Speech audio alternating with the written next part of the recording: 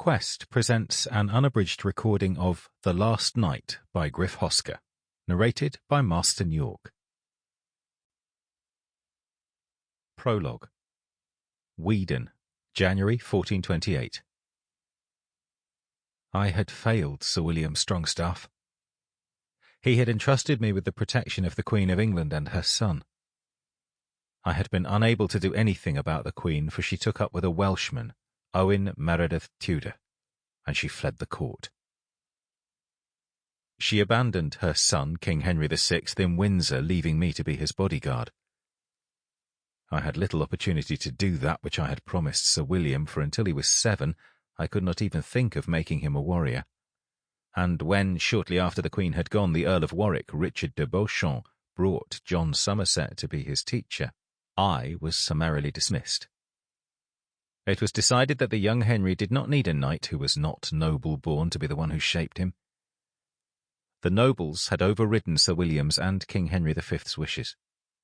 But it was done with a smile, an annuity, and a manner in Normandy did not change the fact that I would not be able to mould the child king, King Henry, into a warrior.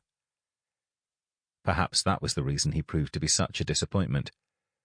Or maybe it is I who was the failure.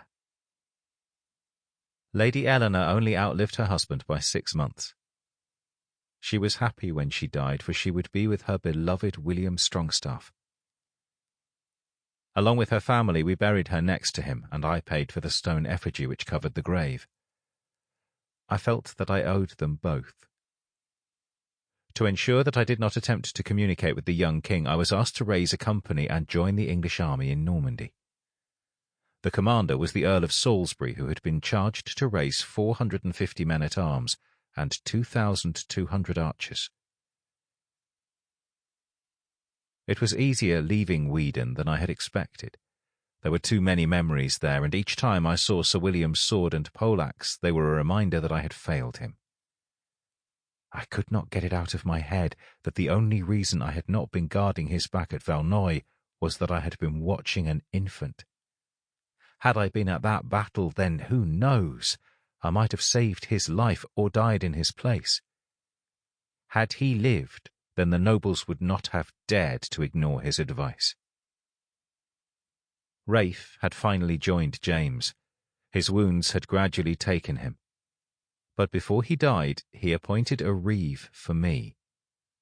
At the time, I was still doing my duty for a queen who was forever sneaking off to be with her lover, and watching a child who did not like to play rough.